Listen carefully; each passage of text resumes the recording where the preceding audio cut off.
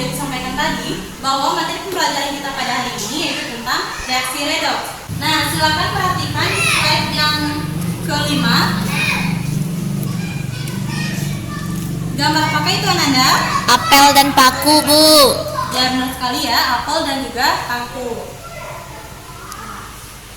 Izin bertanya, Bu. Ya, silakan Bu Hayati. Kenapa apel yang sudah digigit dan dibiarkan bisa berubah warna, Bu?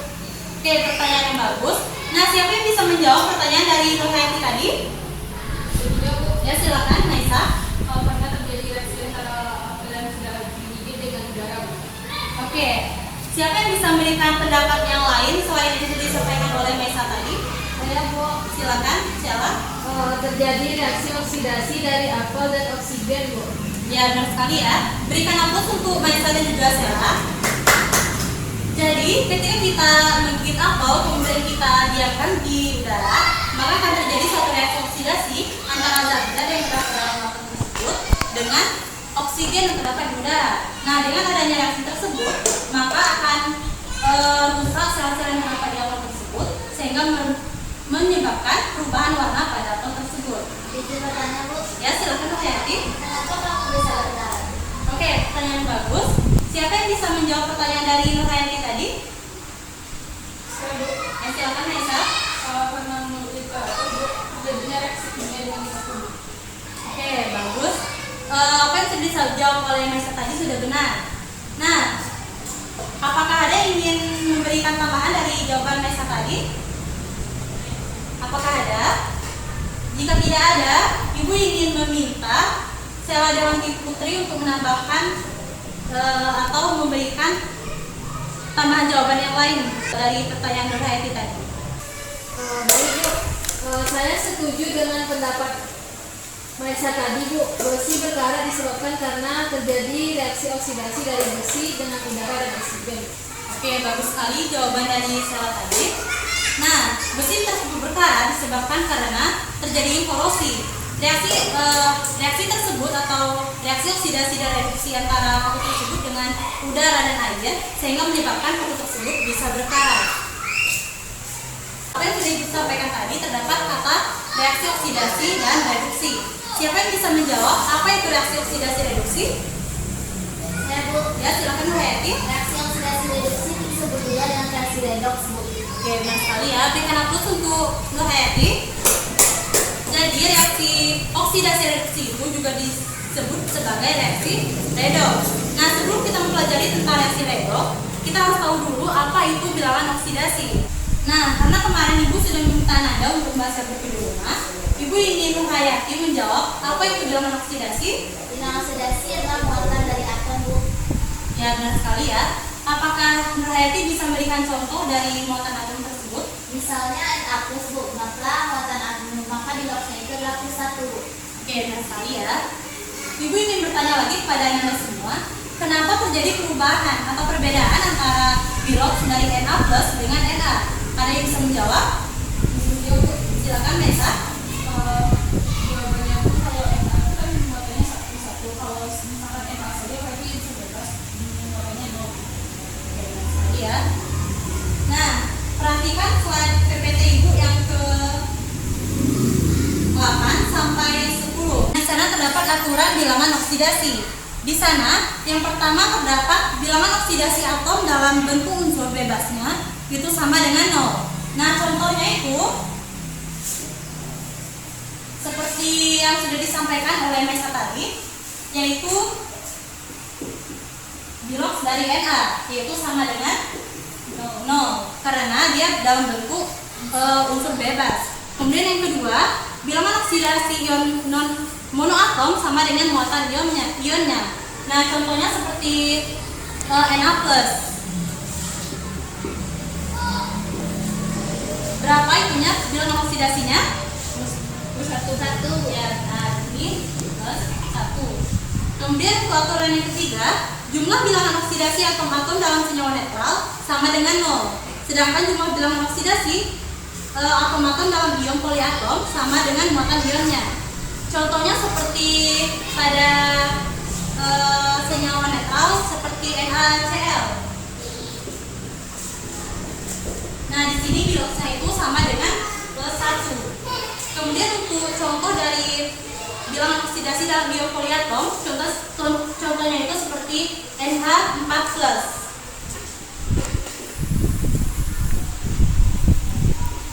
Nah, berapa muatannya atau bilangan oksidasinya? Ya, benar ya. Karena dia sama dengan muatan ionnya. Untuk aturan yang keempat, jika berdekatan dengan atom non-logam, bilangan oksidasi atom H sama dengan +1. Apa saja contoh dari atom non-logam itu? Cl. Ya benar, Cl. Nah, karena dia berikatan dengan atom non-logam, maka di sini bilog H sama dengan +1. Kemudian aturan yang kelima, jika berikatan dengan atom logam, bilangan oksidasi atom H itu sama dengan -1. Nah, contoh dari atom logam itu apa? Na2. Ya, benar ya. Karena dia berikatan dengan atom logam, maka bilog dari H ini sama dengan -1. Oke, untuk selanjutnya, aturan yang ketujuh yaitu bilangan oksidasi. Untuk contoh yang keenam, bilangan oksidasi atom O selalu -2 kecuali dalam sinyal biner, fluorida, peroksida, dan superoksida. Nah, untuk contoh-contohnya Anda bisa lihat pada bahan ajar yang sudah diberikan kemarin. Kemudian kita lanjutkan pada aturan yang ketujuh, bilangan oksidasi atom logam golongan 1A, 2A, 3A dalam senyawanya sesuai dengan nomor golongannya. Kemudian aturan nomor 8, bilangan oksidasi atom F dalam senyawanya selalu -1. Kemudian untuk aturan nomor 9, jika berikatan dengan atom logam, bilangan oksidasi atom non logam dalam senyawa binernya sama dengan muatan ionnya. Nah, itu merupakan aturan-aturan dari bilangan oksidasi. Kita masuk pada konsep dari redoks itu sendiri. Siapa yang bisa menjawab apa saja dari konsep redoks itu? Ya, silakan Nesa. Yang pertama itu ada pelepasan penempatan oksigen, kemudian ada pelepasan dan penerimaan elektron, kemudian ada perubahan bilangan oksidasi. Ya, benar sekali ya. Berikan aplaus untuk Nesa. Jadi konsep redoks itu terbagi menjadi 3. Ada pelepasan dan pengingkatan oksigen, pelepasan dan penerimaan elektron, dan juga perubahan bilangan oksidasi. Yang pertama ada konsep redoks pada berdasarkan pengingkatan dan pelepasan oksigen. Nah, untuk reduksinya itu disebut juga dengan reaksi pelepasan oksigen oleh satu zat. Contohnya itu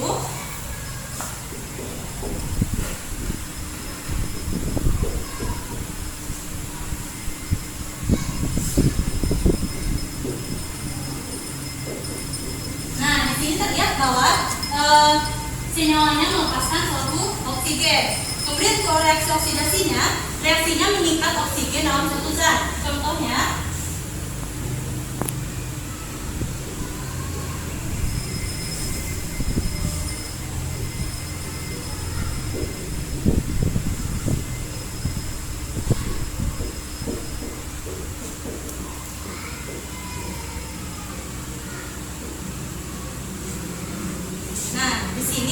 terlihat bahwa atom Fe ini mengikat oksigen sehingga membentuk Fe2O3. Kemudian untuk konsep yang kedua yaitu konsep redoks berdasarkan penyerahan dan penerimaan elektron. Nah, di sini ada kaitannya dengan bilangan oksidasi yang kita pelajari tadi. Untuk oksidasinya yaitu reaksi pelepasan elektron.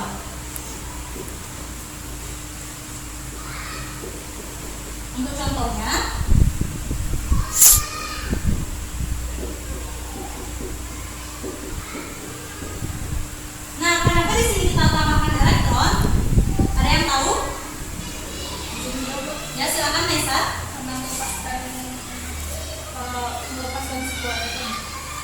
ya, benar ya. Jadi di sini karena biloksnya di sini masih 0 dan di sini karena biloksnya +1, maka kita harus melepaskan satu elektron untuk agar antara biloks, antara produk dan juga reaktannya itu setara.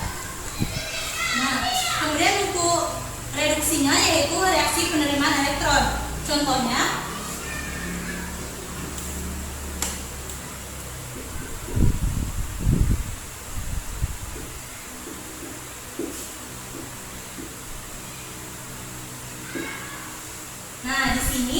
seperti yang oksidasi tadi, mengapa di sini kita perlu menambahkan atau menerima elektron?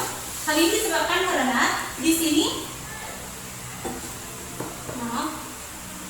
karena di sini terdapat bilangan biloksnya yaitu plus 2, min 2, dan di sini ada 0, dan di sini kita harus melepaskan 2 elektron agar bilangan biloks antara produk dan juga reaktannya itu harus setara.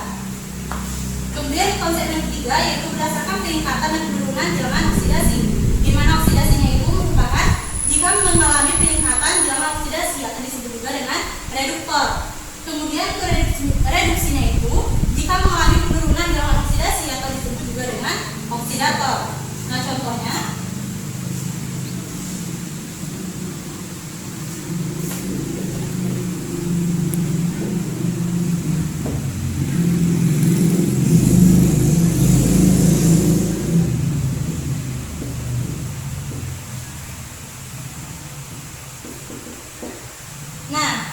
biloks dari Mg berapa? 0, Bu. Ya, benar. Biloks dari Cl2? 0. Biloks dari Mg2+? 12. Dan biloks dari 2Cl-? Oke, nah, di sini antara Mg yang ini, apakah yang terjadi di sana? Berarti dia merupakan suatu oksidasi yang disebut juga dengan reduktor. Kemudian antara Cl2 dengan 2Cl reduksinya berlangsung. Nah, di sini disebut juga dengan oksidator. Nah, sekarang perhatikan video yang terdapat pada slide yang kelima. Scope to find out more. The rusting of iron is an oxidation-reduction reaction. Here we can see the iron being exposed to a water droplet containing dissolved oxygen. This exposure causes each iron atom underneath the water droplet to give up 2 electrons to become iron 2 ions. This process is known as oxidation. Next, electrons are released and flow throughout the droplet, where the oxygen dissolved in water receives electrons to form a hydroxide ion. This is the reduction. Nah, apakah sudah selesai menonton video yang pertama tadi? Sudah, Bu. Oke. Nah, di sini perhatikan baik-baik ya, karena setelah Anda menonton video tadi, Anda akan Ibu minta untuk mengisi LKPD. Itu ada kaitannya dengan video yang Anda tonton tadi. Kemudian silakan tonton video yang kedua.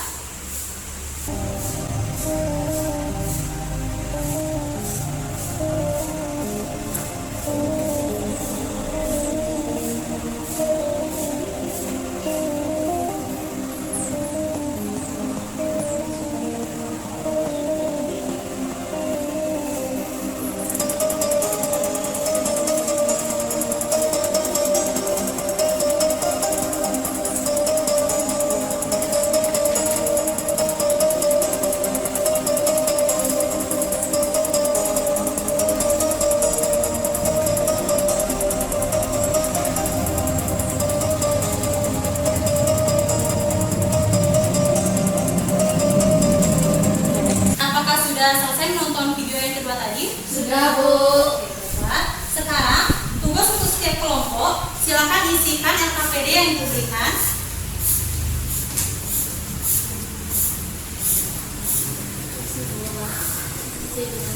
Nah, untuk mengisi LKPD tersebut, Anda bisa berpedoman pada literatur atau sumber terpercaya lainnya seperti buku Darmo, video tadi, dan juga bahan ajar yang Ibu berikan. Untuk setiap kelompok, Ibu bagi waktu 30 menit untuk mengerjakan LKPD-nya. Silakan dimulai dari sekarang.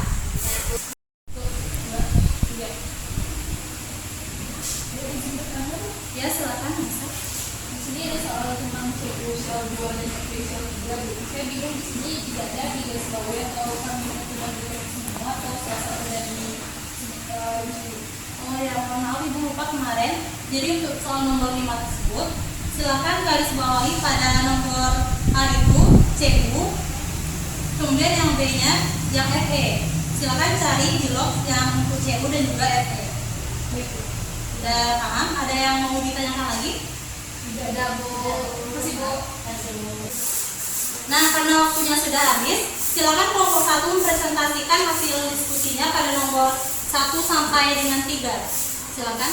Ya baik Bu, saya perwakilan dari kelompok 1 akan mempresentasikan hasil LKPD kami Bu. Yang pertama, jelaskan istilah di bawah ini. A. Reaksi redox. Reaksi redox adalah reaksi singkatan dari reaksi oksidasi dan reaksi reduksi. B. Reduktor adalah zat yang mengalami oksidasi. C. Oksidator. Oksidator adalah zat yang mengalami reduksi. 2. Jelaskan definisi reduksi dan oksidasi berdasarkan 3 perkembangan konsep redox. A. Berdasarkan pengikatan dan pelepasan oksigen.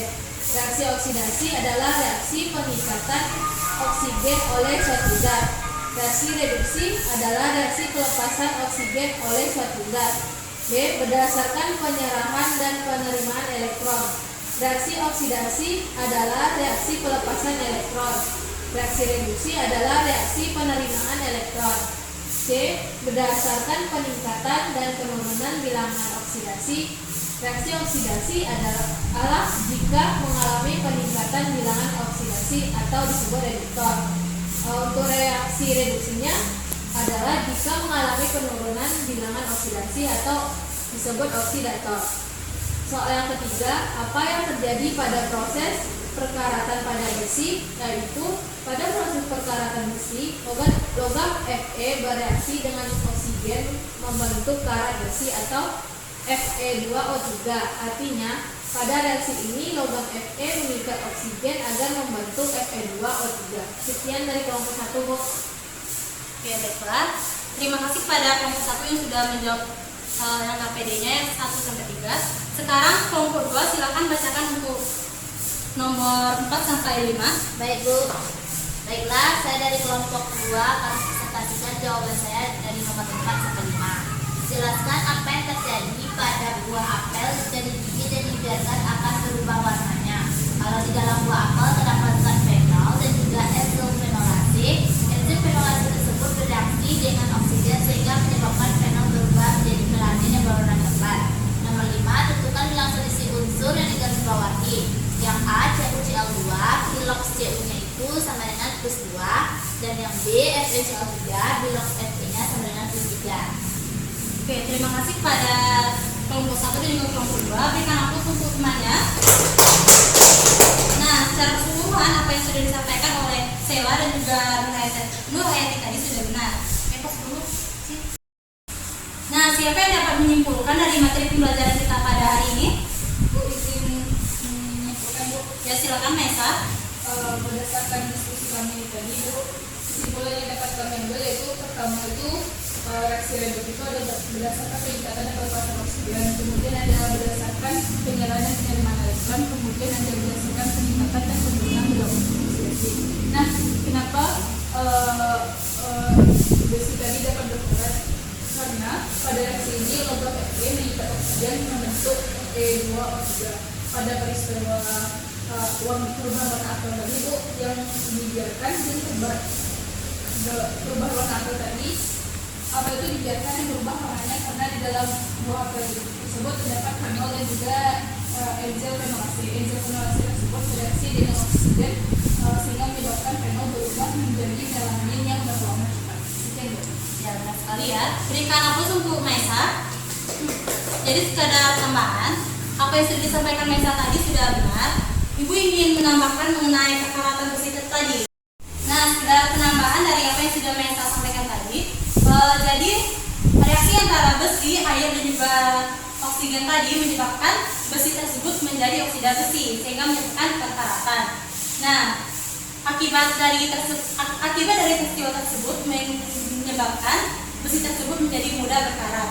Kemudian yang terjadi pada apel tersebut, kenapa apel tersebut menguning atau berubah warnanya menjadi coklat?